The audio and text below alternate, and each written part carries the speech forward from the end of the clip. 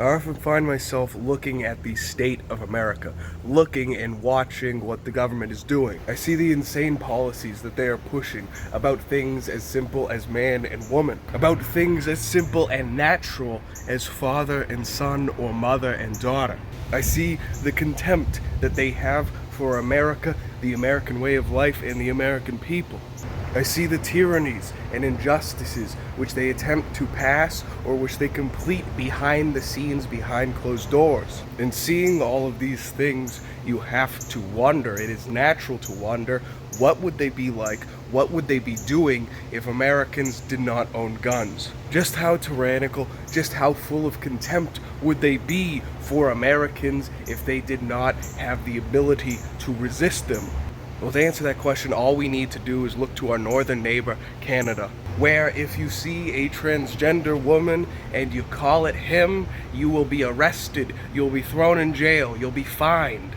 Of course, the transition surgery and hormone therapy is paid for by the government, or the taxpayer. Children 11 years old and younger with parents' permission are getting gender transition surgery, getting put on hormones, etc. You comment something a bit racially insensitive on Twitter, on Facebook, well, expected the next day to have a police officer at your door arresting you and fining you. Essentially, everything Americans are worried is going to happen in America is already happening in Canada. And that goes double when it comes to coronavirus. Already, travel on trains and planes is completely exclusive to those vaccinated. The government is demanding vaccine passports to be used, and they will be rolling out very soon. The next on the list is mandatory vaccinations. And what does Justin Trudeau, the Prime Minister, the leader of Canada, have to say on the matter? But the bottom line is, if anyone who doesn't have a legitimate medical reason for not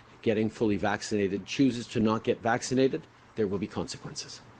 There will be consequences, like some sort of movie villain bad guy. Listen to the government, do as you are told, or there will be consequences. Not even telling you what the consequences will be, because this is ruling through fear. Because if he tells you, then it isn't the unknown, and with the unknown your mind can run wild and cause even more terror. But we should remember, Trudeau is a moderate. He's only a member of the Liberal Party, not the New Democratic Party, which is the far left progressive wing of the multi-party Canadian system. The NDP leader of the progressive far leftists goes further and says, you will have choices, but those choices will have consequences. Saying those who are unvaccinated should probably get fired from their jobs. And who are you supposed to turn to? How are you supposed to vote them out of power? The main Conservative Party agrees with them on everything. They just want the GDP to be a bit higher.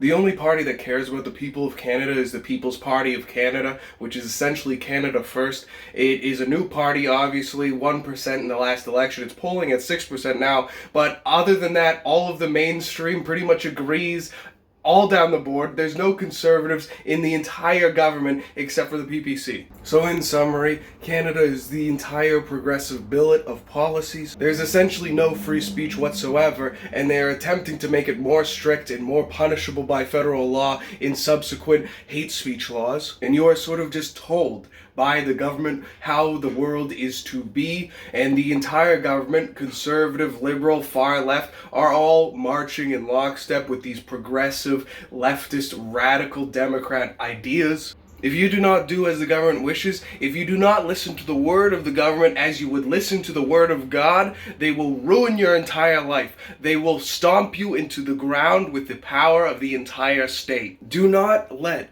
the people in America, like Biden, like Nancy Pelosi, like Chuck Schumer, like Ilhan Omar, like AOC, claim to be moderates, claim to love freedom, claim to love the Constitution, because they do not. If they thought they could get away with enforcing everything at the end of a bayonet, they would. If they thought they could crown themselves tyrant king, they would. If they thought you were helpless, that you couldn't defend yourself, they would enslave you. And that is why owning a gun and hating the government is the patriotic duty of every American.